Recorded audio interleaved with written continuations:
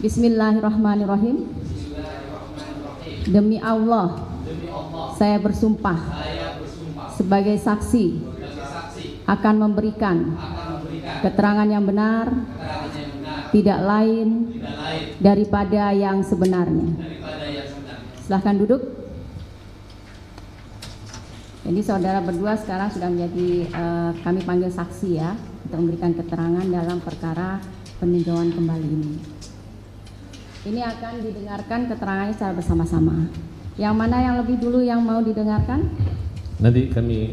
Oke. Jadi para saksi nanti dengarkan pertanyaan dari kuasa pemohon, ya. Silahkan dari kuasa pemohon. Terima kasih Yang Mulia. Yang saya muliakan Pak Dedi dan Mas Teguh. Kami mengenal Pak Dedi adalah mantan Bupati Purwakarta, mantan anggota DPRD Purwakarta, mantan anggota DPR RI. Beliau adalah tokoh masyarakat Sunda, Jawa Barat, dan juga tokoh nasional. Dalam agenda terakhir ini, kami melihat beberapa aktivitas Bapak yang harusnya ikut kampanye menjadi calon gubernur, tapi kok sangat fokus turun ke kota Cirebon.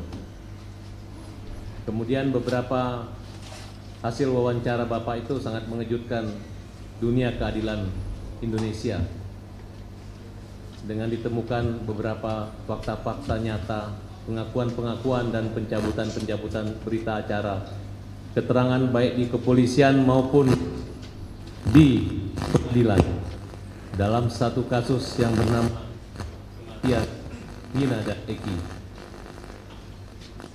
Ini menurut kami sebagai tim pengacara sangat membutuhkan kesaksian dari Bapak, karena kesaksian ini akan menjadi novum bagi kami untuk memperjuangkan saka dan keadilan Indonesia pada umum. Pertanyaan kami kepada Pak Dedi, kami ucapkan terima kasih. Semoga Bapak enggak terganggu kenyamanannya harus rapat hari ini. Kami benar-benar mengucapkan terima kasih, semoga Allah membalas kebaikan Bapak. Pak Dedi Mulyadi, saudara saksi, apakah saudara mengerti kenapa saudara kami undang di hari ini? Saya mengerti diundang hari ini untuk memberikan keterangan, kesaksian apa yang saya ketahui. Kira-kira kasus apa Pak yang lagi kita panggil sesuai undangan kami? Mengajukan peninjauan kembali terhadap Adinda Saka Tatal terhadap vonis yang pernah dia jalani.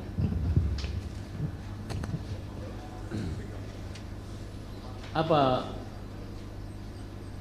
pendampingan atau menelusuri ini merupakan bagian pekerjaan dari Bapak atau dan kepedulian buat Bapak? Iya, pendampingan bukan pekerjaan saya, tetapi sebagai warga negara Indonesia, saya memiliki kewajiban untuk menyampaikan berbagai informasi yang belum diketahui publik, yang belum diketahui oleh penyidik, agar saudara Saka Tatal bisa diposisikan pada posisi yang sebenarnya. Apa yang membuat Bapak tertarik, tergugah hati Bapak untuk turun sejenak di kota Cirebon? Keterpanggilan jiwa, karena ada masyarakat yang tidak berdaya menghadapi berbagai tuduhan, tuntutan, dan hukuman yang dialami tanpa sempat memberikan pembelaan yang sempurna dalam perjalanan hukumnya. Apa yang Bapak petik, Bapak rangkum, Bapak sampaikan kepada kami, kepada majelis? Titik ketidakadilan itu apa? Temuan Bapak yang Bapak dapatkan? Temuan yang saya dapatkan telah saya sajikan di channel YouTube Kang Dedi Mulyadi Channel. Dari seluruh temuan itu, saya yakin penyidik, siapapun yang punya hati pasti bisa melihat apa yang sebenarnya terjadi pada kasus ini. Bapak pernah mewawancarai Saka Tatal? Pernah. Nilai-nilai apa yang Bapak dapatkan? Iya, nilai yang dapatkan pertama dari sisi kemanusiaan. Saudara Saka Tatal pada usia remaja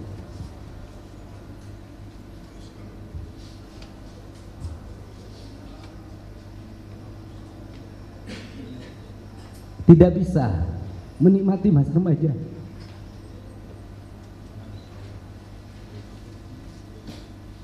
dan dia harus melewati penjara dalam kurun waktu yang lama, mengalami tekanan psikologi, tekanan fisik yang harus dia alami.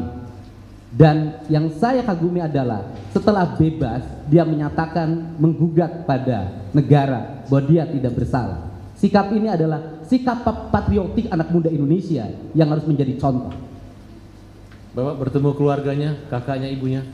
Saya tidak hanya bertemu kakaknya.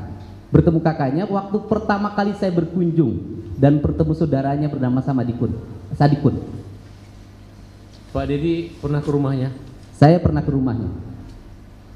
Ada motor atau ada kekayaan atau nilai-nilai sosial yang tinggi di situ yang Bapak temukan? Iya, saya lihat hanya ada rumah yang dalam posisi ya rumah yang sangat jelek. Kemudian berapa orang yang sudah Bapak wawancarai saat itu?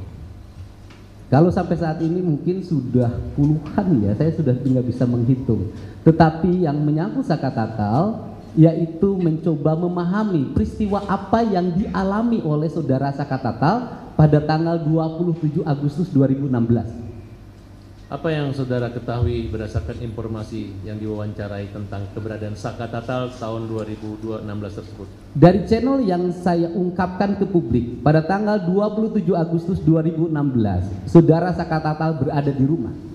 Dia berada di rumah neneknya dan berada di rumah Sadikun. Kemudian pada waktu itu dia nongkrong-nongkrong sampai malam hari di rumahnya Sadikun. Pada waktu itu ada motor saudara Irfan yang mogok karena mengalami gangguan kabilator. Kemudian motor yang mogok itu diteleponlah yang punya bengkel bernama Heri oleh Sadikun untuk apakah bisa memperbaiki motor Irfan, dan Heri mengatakan bisa. Kisaran pukul 10 malam mereka menceritakan pergi bersama-sama. Satu, saudara Saka Tatal dibonceng oleh Sadikun. Yang kedua, saudara Irfan membawa motor yang mogoknya sendiri. Yang ketiga, saudara Raja almarhum membonceng Kodir, dan Kodir bertugas untuk nyetep. Mohon maaf, nyetep itu adalah kakinya Kodir didorongkan pada motornya Irfan agar bisa berjalan. Kemudian setelah mereka berangkat masuk ke flyover. Di flyover itu Sadikun menceritakan ada kerumunan orang, ada polisi di situ. Dan Sadikun berkesimpulan bahwa itu adalah operasi tilang, sehingga karena dia tidak bawa surat-surat motor, dia tidak jadi lewat ke flyover, dia turun ke jalan arteri yang bawah. Kemudian mereka akhirnya sampailah ke bengkel Heri, dan bengkel Herinya motornya diperbaiki. Dari seluruh rangkaian yang saya lakukan bersifat mendadak, dalam bahasa hukumnya mungkin rekonstruksi, kalau saya tidak punya kewenangan untuk itu. Semua alur berjalan sempurna, tidak ada yang satu sama lain saling bertentangan. Kalau mereka berbohong, membuat skenario, saya pikir tidak akan bisa melakukan menceritakan sebuah rangkaian perjalanan seperti itu. Cara seperti itu hanya bisa dilakukan oleh orang-orang yang benar dan jujur dalam menyampaikannya. Yang Bapak temukan wawancara dengan siapa yang mendukung keterangan Bapak ini? Apakah Teguh? Wawancara yang waktu itu semua diwawancara. Ya, yang intinya yang mengetahui keberadaan Saka. Saka itu yang pertama, Sadikun. Kemudian yang kedua, Kodir, yang sekarang kakinya patah karena saya berkunjung ke rumah Kodir langsung. Kemudian yang ketiga, Irfan. Yang empat, Heri yang punya bengkel. Dan saya bertanya pada mereka, kenapa seluruh pernyataan ini tidak disampaikan dulu pada sewaktu sidang? Mereka menjawab, kami menyampaikan, cuman diabaikan. Ada pertanyaan hukum kami yang kami pertanyakan adalah kenapa pernyataan mereka di muka hukum yang diambil di atas sumpah oleh hakim itu diabaikan, sedangkan saudara Dede dan Aep yang tidak menyampaikan di depan majelis hakim dan tidak diambil di atas sumpah justru dijadikan dasar putusan. Dari beberapa kejadian atau wawancara itu saya mendengar Bapak mencari Aep dan Dede. Apa yang Bapak temukan dari pencarian itu? Sebenarnya tidak mencari. Saya wawancara Aep waktu yang pertama. Kemudian Aep menyampaikan bahwa dia apa yang dia lihat, apa yang dia dengar, itulah yang sebenarnya. Kemudian berbulan-bulan setelah itu mungkin 3 bulan, 2 bulan datanglah Dede. Yang datang ke saya itu bukan dedeknya, tapi kakaknya. Kakaknya datang ke saya bahwa Dede ingin menyampaikan sesuatu pada Pak Dedi. Kenapa pada saya? karena sulit pada yang lain menjamin keamanannya, menjamin dirinya. Akhirnya kami menjemput Dede ke Tangerang pada hari Sabtu. Kemudian setelah itu Dede langsung jam 4 ketemu saya, langsung memberikan pernyataan bahwa dia itu pada waktu itu berbohong. Dia tidak melihat gerombolan orang untuk menggunakan motor, melakukan pelemparan dan sebagainya. Jarak antara warung Madura ke tempat anak-anak nongkrong itu setelah diukur oleh Dede, menurut dia jaraknya 150 meter. Artinya kalau dalam BAP itu kan dia hanya melihat keterangan itu dari jarak 50 meter, kemudian tidak, karena ketakutan dia pergi lari, kabur. Iya. Saat itu kita anggap tidak mungkin lah. Dan saudara Dede juga menyatakan itu adalah arahan dari Rudiana. Coba Bapak gali sedikit pengakuan daripada Dede. Ya, kalau pengakuan dari Dede kan sudah disampaikan di channel YouTube saya. Saya pikir tinggal itu saja dilihat. Dan masih ada, sudah disampaikan. Terus di Peradi pernah Bapak hadirkan juga, Dede? Sudah dihadirkan, di conference base-nya ada. Saya pikir majelis JPU sudah bisa melihat dan mengakses di berbagai berita media juga muncul. Saya butuh pengulangan lagi, Pak. Kira-kira apa yang disampaikan Dede tentang peristiwa itu? Yang disampaikan oleh Dede pada Yang disampaikan oleh Dede pada peristiwa itu bahwa saudara Dede dijemput. Saudara Aep minta dijemput oleh saudara Dede untuk untuk diantar ke Polresta. Ya. Kemudian ada pertemuan nggak antara Dede dengan Rudiana? Kalau pengakuan Dede ada pertemuan di situ sebelum diperiksa. Itu pengakuan Dede. Artinya menurut Dede semua keterangan yang disampaikan itu adalah arahan dari Rudiana. Menurut Dede di channel YouTube saya seperti itu. Apa benar menurut Dede tidak pernah datang ke pengadilan dan yang melarang datang ke pengadilan itu adalah Rudiana? Di channel YouTube saya dan di berbagai channel media seperti itu jawabannya. Apa kesimpulan Bapak tentang peristiwa pengakuan Dede tersebut? Kesimpulan saya dalam peristiwa pengakuan Dede bahwa Dede tidak mengetahui peristiwa pengejaran dan Dede memastikan pada malam itu tidak ada kerumunan orang di depan SMP 11, tidak ada anak-anak bergerombol di gang SMP 11 pada malam itu. Tidak ada peristiwa pengejaran dan Dede setelah membeli rokok kembali lagi mengantar Aep ke tempat pencucian mobil. Tekanan-tekanan batin apa yang membuat Dede itu mau jujur sama Pak Dedi? Dia mengatakan selama 8 tahun tersiksa hidupnya. Dia mengalami problem psikologi dalam dirinya, hidupnya seperti mengalami ketakutan. Saya dengar ada ungkapan bahwa Dede siap dipenjara untuk menebus kesalahannya. Coba Bapak jelaskan. Iya, Dede berulang-ulang saya nanya, kamu bohong atau tidak? Dia katakan saya tidak berbohong. Pernyataan Dede sudah disampaikan di depan notaris. Dan nanti sebentar lagi akan kita legalisir di Pengadilan Negeri Cirebon. Karena ini erat kaitannya dengan saya mendapat informasi bahwa Bapak dilaporkan oleh Aep, Bapak dan Pak Dedi dan Dede dilaporkan. Ya. Ini menyangkut seolah-olah menghalangi merintangan dan berbohong lah kira-kira penyidikan. Tapi saya yakin apa yang Bapak lakukan itu bukan satu kejahatan. Iya, yang saya lakukan hanya ingin menyampaikan informasi tentang sebuah peristiwa secara terbuka dan semuanya ingin diuji lewat lembaga peradilan karena saudara Aep dan Dede sebelum saudara Dede bertemu saya sudah dilaporkan ke Mabes Polri oleh keluarga terpidana atas dugaan kesaksian palsu. Sedikit lagi bisa tidak Bapak mengungkapkan atau menyebutkan siapa-siapa orang yang mengalami penyiksaan yang Bapak wawancarai, baik yang sudah keluar dari penjara selain Tata ataupun siapa yang pernah Bapak wawancarai? Kalau diwawancarai musuk di channel tidak ada kalau yang di dalam karena kan aturannya kan tidak boleh.